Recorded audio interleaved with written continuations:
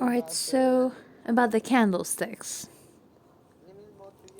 You see, in the market, we have more than 50 types of candlesticks, and between them, you see, there are many candlesticks, and 12 of them are important, and between those 12, 6 of them are the most important ones that we're going to take orders based on them.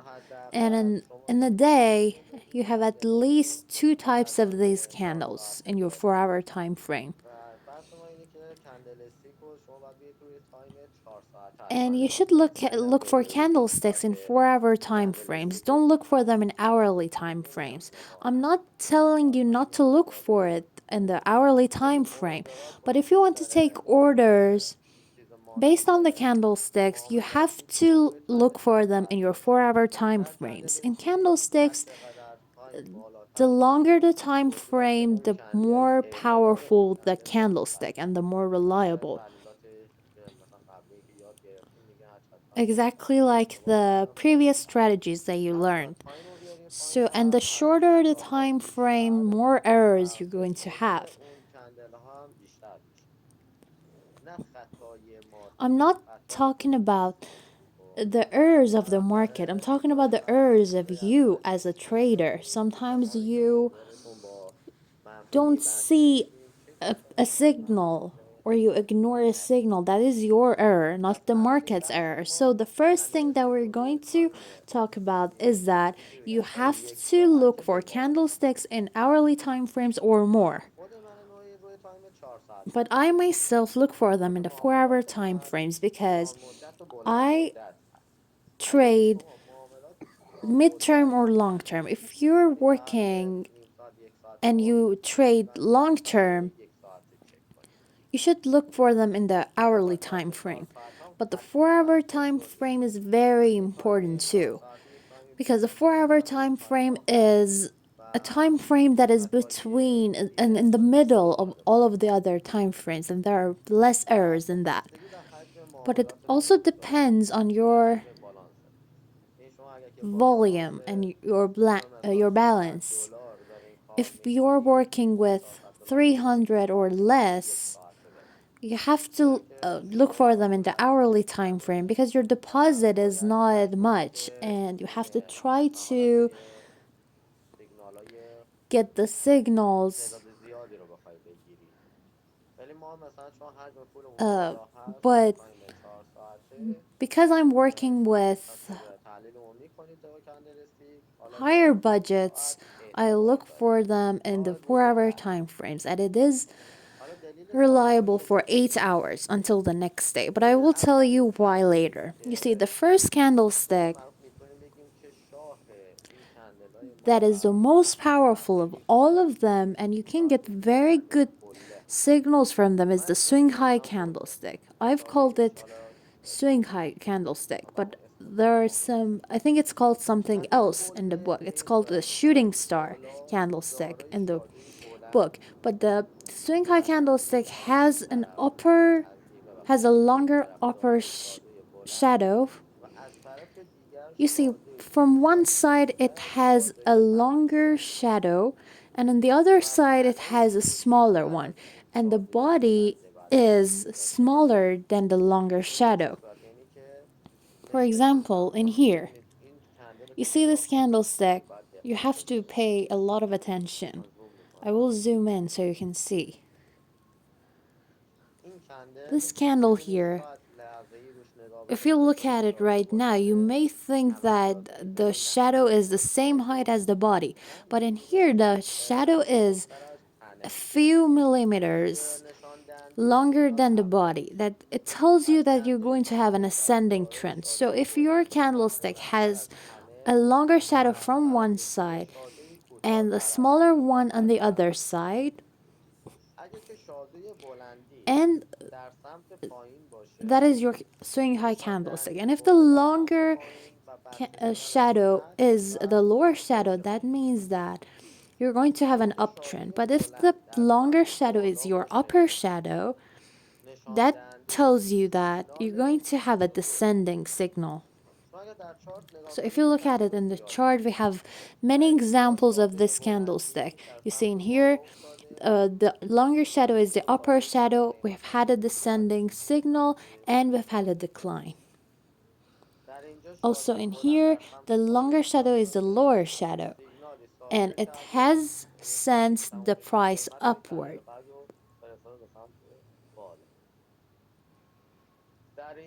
Also in here,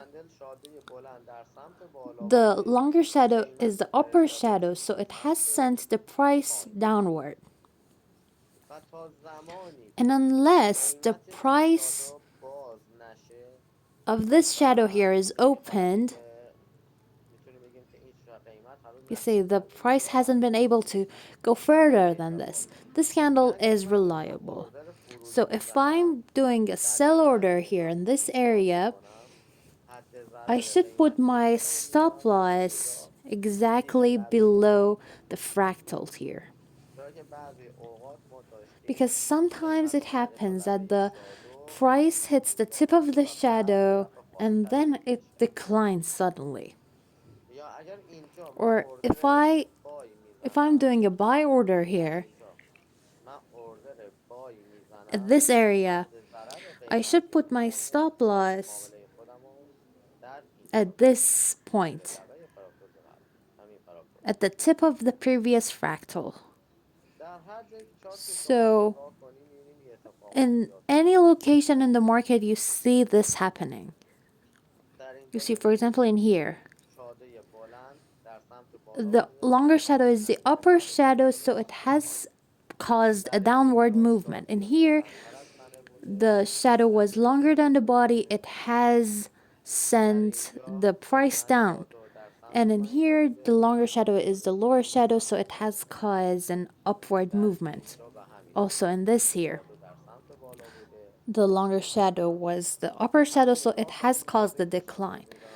So if you had paid attention when I was talking about stop loss, is that it sometimes happen that the price reaches the shadow and then it declines. So you should put your stop loss in a place that if your spread is wide,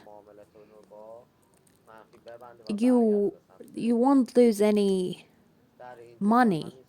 It's the same in here. The longer shadow is the upper shadow, so it has caused a decline. And also it's the same in here. It has sent the price downward. So unless the tip of the upper shadow is not opened, you're going to have a decline. And one of the rules in the candlesticks is that you have to consider every single candlestick and you have to go candlestick by candlestick. So if you have one buy signal here based on one candlestick, you can't expect the signal to be the buy signal all the time. You have to consider and check every single candlestick. You see, these two candlesticks that are completed inside the previous one, they don't matter. They are unreliable. I will explain that more. You see, for example, this candlestick here is completed and it has given me a buy signal. So I will start buying. But I will pay attention to my pivots. And based on the pivots, it has gone further than the pivot. So it's going to go up and end like this. So now that I have a buy order here, I'm not going to close it at this point because I know that based on the candlestick, I'm going to have an uptrend. But today we're only talking about the candlesticks, the swing high candlesticks. So whenever we have a candlesticks with a long shadow, pay attention to this. The shadow has to be longer than the body. It's very important. Sometimes the shadow is long, but the body is also long, and you think that it's a swing high candlestick, but they were the same height. So please pay attention to this so you don't make any mistakes. For example,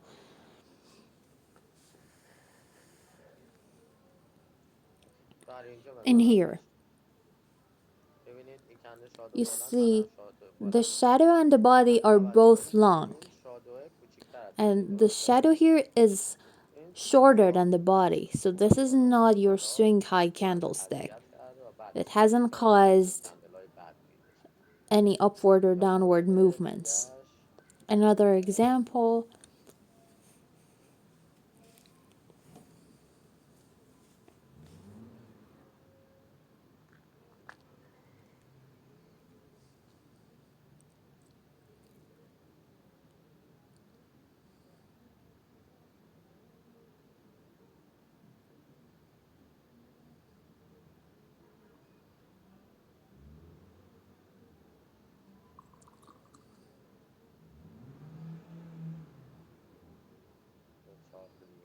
let's move on to another chart. For example, this one. No, this wasn't it. For example, in here.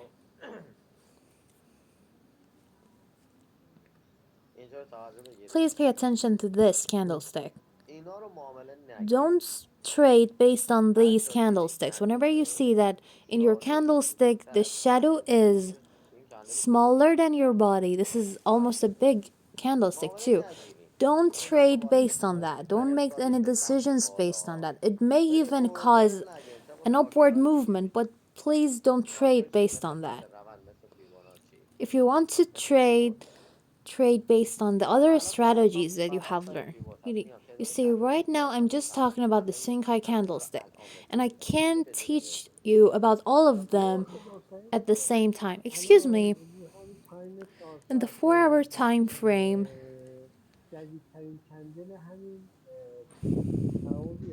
can you please show us the newest candlestick? No, this is your reversal candlestick. I'm talking about the 4 hour time frame. This is the 4 hour time frame. No, in the other chart, in the USD CHF chart. You see, you have two candlesticks, and the first one is the opposite of the swing high candlestick. It's the lower shadow is longer, the upper one is shorter. What does that mean?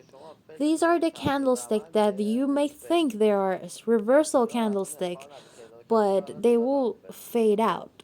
They're not important. You see, please focus on swing high candlestick. This is not a swing high candlestick. I know what you mean. So we can consider it as a swing high when the body is downward, right? No, it could be upward too. You see, swing high is when an uptrend is over, the upper shadow should be longer than the lower shadow, but in here, the lower shadow is longer. So we don't consider this as a swing high candlestick. So if the upper one was longer, we could have considered it as a swing high, right? Yes, exactly. But this is a continuation candlestick. That's correct. Excuse me. For example, in here, they're the same height. The shadow and the body are at the same height. But I think the shadow is a little bit smaller too. So don't think that this is a swing high candlestick. Don't take buy orders based on this. You should keep that in mind. You have a swing high candlestick when your shadow is longer than your body, and the other shadow is smaller. So don't count this small candlesticks as a swing high candlestick like this ones. These are not your swing high candlesticks. Ignore them completely. You should ignore them. They mean nothing. So please ignore these little candlesticks. But excuse me, in here the shadow is longer. In this one, the blue one. I can't see it. I'm drawing a blue line. No, I'm telling you, the shadow is longer, but the candlestick itself is small. So the upper shadow should be very much longer, right? Yes, these are very small candlesticks. They don't matter. So you should ignore them completely. They don't give you any signals. Excuse me, can we say that when a candlestick has a very long shadow upward, it has to be compared to the previous candlesticks, it should be bigger, right? Yes, that is correct. So you see in here, please be careful. Don't be deceived by these. Maybe there's a 10% possibility that they will be performed. And you see that they give you a descending signal there. But the reason was only because they were completed inside a pivot. But right now I'm just talking about the swing high candlesticks. And you should know what they look like and what signal they give you. And I'm going to talk about their factors in the future. But right now, did you understand what a swing high candlestick is? It has one longer shadow from one side and a smaller one at the other side, and the body is smaller than the longer shadow. And when it's in a downtrend, when it's completed in a downtrend, the lower shadow is longer. It gives you an ascending signal, and vice versa. When it's in an uptrend, it means when it's in an uptrend and the upper shadow is longer, it means that it's giving us a descending signal. The longer the shadow, the more reliable the candlestick,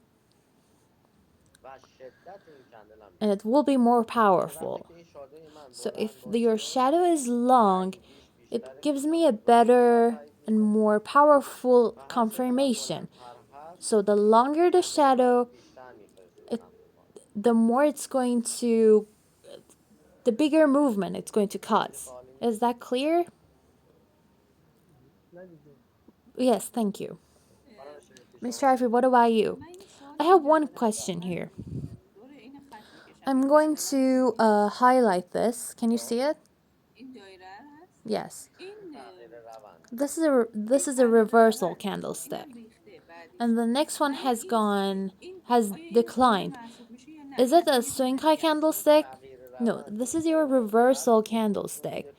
Both of them do the same thing. But the difference between them is that they have different futures.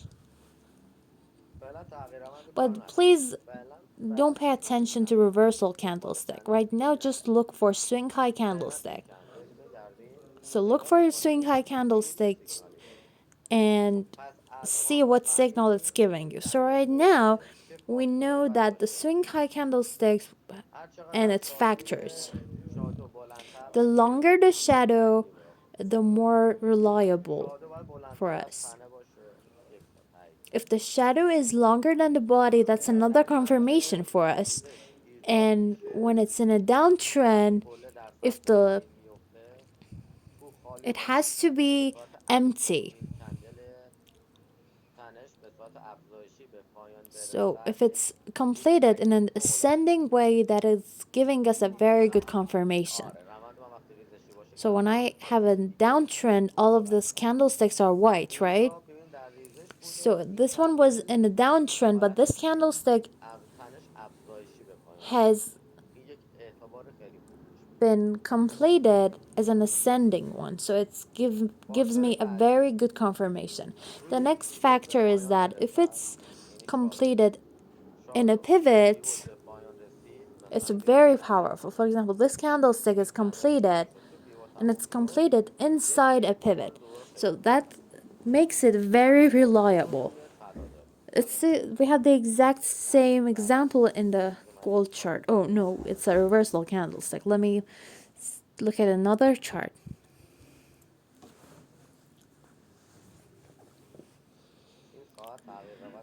We don't have many reversal candlesticks at this time of the day.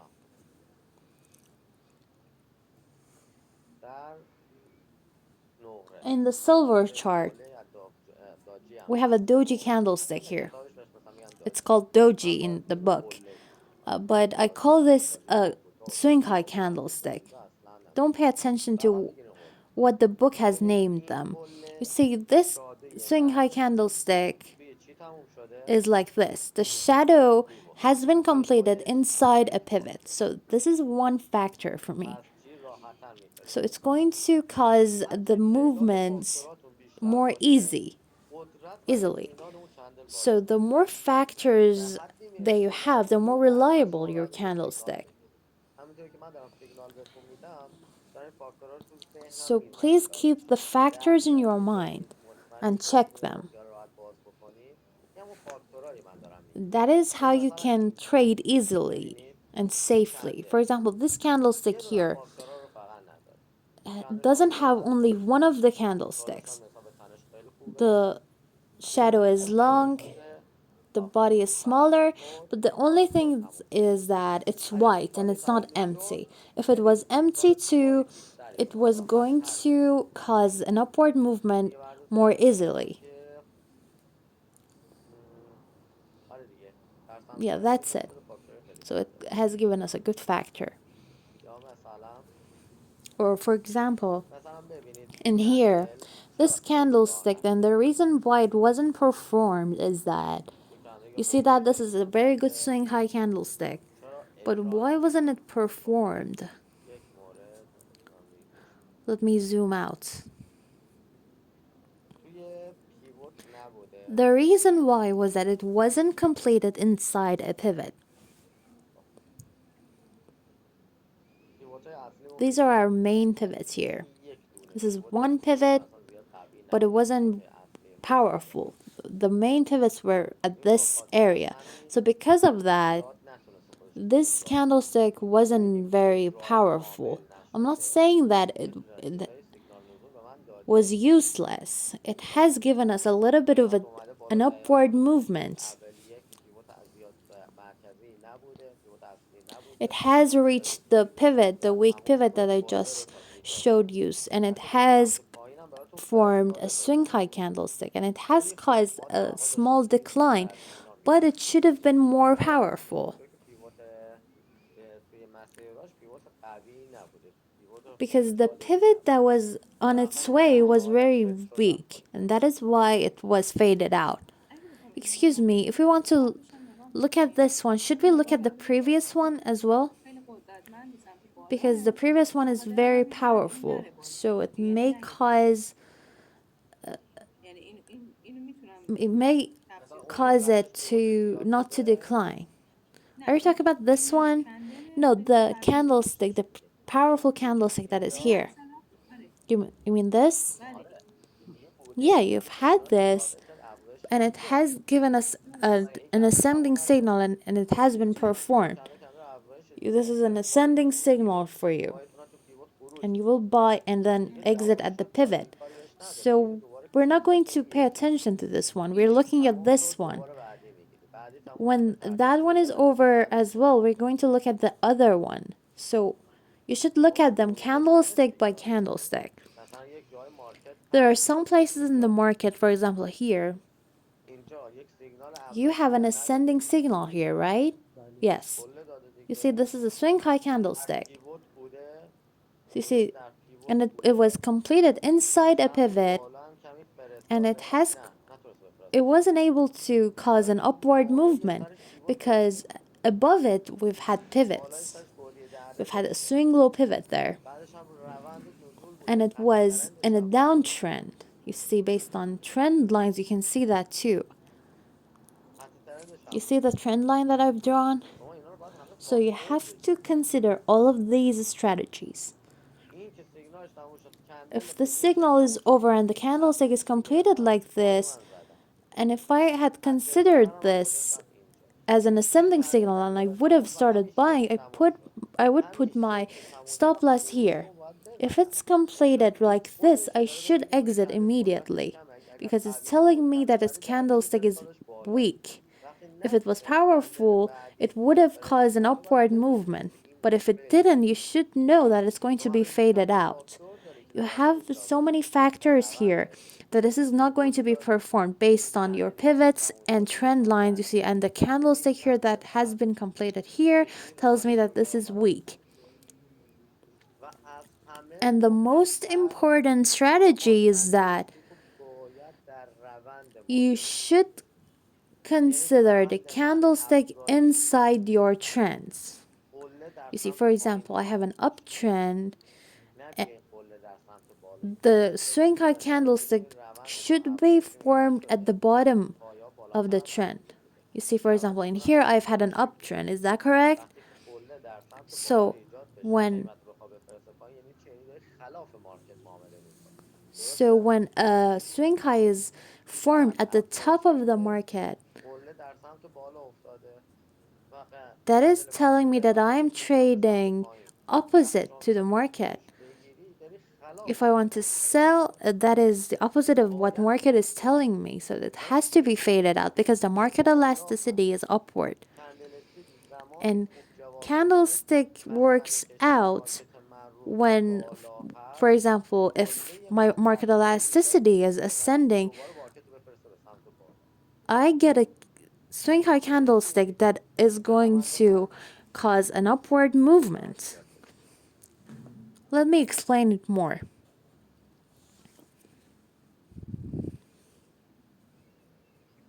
For example,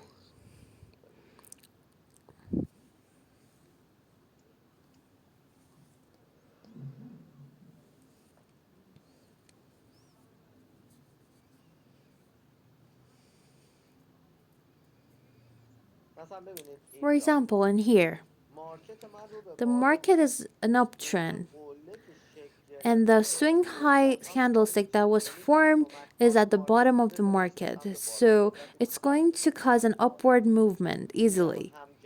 So when I tell you to trade equivalent to the market, it means that when you have an uptrend, you have to consider the swing high candlestick when the shadow is at the bottom, so that it's going to cause an upward movement.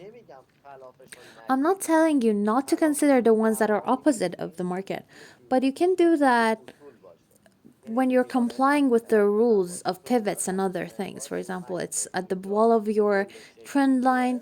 For example, if you have a swing high candlestick here at this area, you see this? Imagine if you have a swing high candlestick here and it would have collided my trend line wall. That is when I should consider it. But when I have an uptrend here, I should try to consider the candlesticks that are equivalent to the market. And those are the ones that are completed at the bottom that will cause an upward movement. But if you're getting a descending signal and an uptrend, you should check the factors. It means that in here I have an uptrend. Is that correct? I have an uptrend. So I have a swing high candlestick at the top of the trend. So I should check all of the factors. So in here, the body is white, the shadow is very long, and it's longer than the body. And it was definitely completed inside a pivot.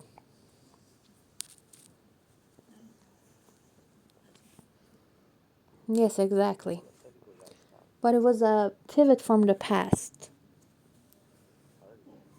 But yeah, it was completed in a pivot. You had a swing low pivot here and another one there. And you've had these pivots here. So it was completed in powerful pivots. So try to, and when you're working with candlesticks, for example in here, if you have a swing high candlestick, check all of the factors. it has to be completed inside the pivot. If that hasn't happened, you should put your stop loss because there's a possibility of a fade out. The second one is that the shadow has to be long and it has to be much longer than the body. And the third one is that, did I tell you about this? It has to be empty.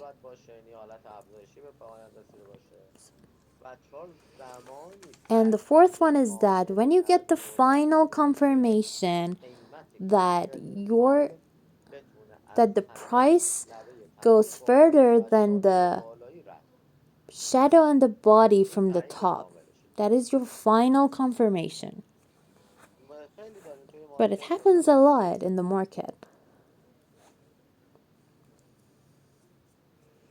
In here, I have the swing high candlestick, so I have to look at that and I have to stock it. I have to check the factors when I want to start trading. So I have to check it. If it's completed inside the pivot, it doesn't have a body. It has a good long shadow here. And another point is that you see this shadow here? It is lower than the two sides of it. You see, it wasn't completed inside its previous candlesticks. Some of them are completed inside the previous candlesticks. For example, this one. You see that it was completed inside the previous one. So it means that all of them are next to each other and in a row. But this one has gone further than the candlestick that was previous to it. So it's like a tip of a mountain. Or for example, in here, the shadow is longer than the two sides of it. The sides of it are empty. Is that clear for you? Yes, yes. If you have any problems or questions, please ask. You see, in here, can you see this shadow? This was a very bad shadow here. And it was inside the previous candles. You see, the shadow is long too, but if you compare it with the other one, they don't look similar. You see it? In here, we've had a very good empty sides, but you see, it has gone further than the body and the shadow of it, so it has caused a very good upward movement. But this one was completed in a bad location. You have to memorize this. If you see that a candlestick with a long shadow is at the swing high, but it is completed inside a candlestick base or inside the previous candlestick, that is not reliable for you. It works out for you when it's higher than the two sides of it. If it's at the top of the market, and if it's at the bottom of the market, it should be lower than the two sides of it. So if it's completed inside a candlestick base or a previous candlestick, that's unreliable. So if it's completed inside a candlestick base, it's unreliable and it's weak. Is that clear? Yes, thank you. In fact, we can say that the two sides of it should be completely empty. And it should be very much higher than the sides of it. Yes, exactly. Exactly. And we have many examples of this candlestick. For example, this here has given us a descending signal and it's higher than the two sides of it. Excuse me, so we should try to trade in the points that give us the most factors, right? Yes, exactly. Exactly. For example, in here, it's inside the previous candles. You see that? So it's not very reliable. It's not well performed. Please don't move the chart for a second. I think I found something.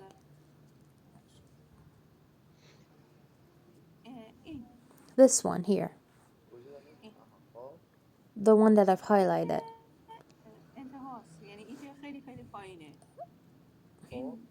It's at the bottom of the market and it's white.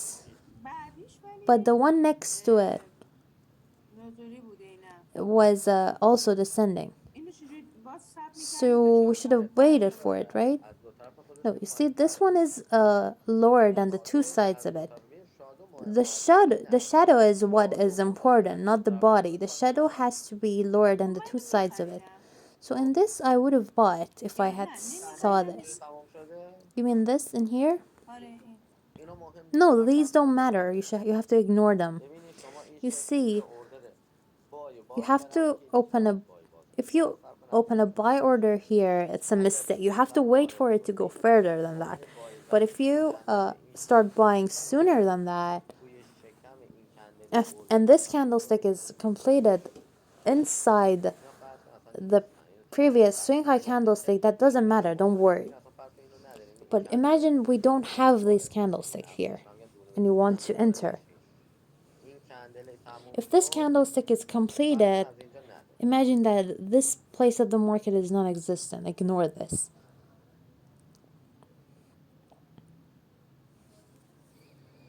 Alright, so I have a descending signal. Now, you see, we only have this white one here, and the price is starting to work here. So ignore this part of the market completely. The candlestick that is completed inside the previous candle is not important and it's unreliable. You have to consider the previous one. You see, for example, these two candlesticks are completed inside the previous ones, inside your swing hall candlestick. So please ignore them. Don't look at them. This is your candlestick. This is your swing high candlestick. So ignore them. So you should open your order and put your stop loss there.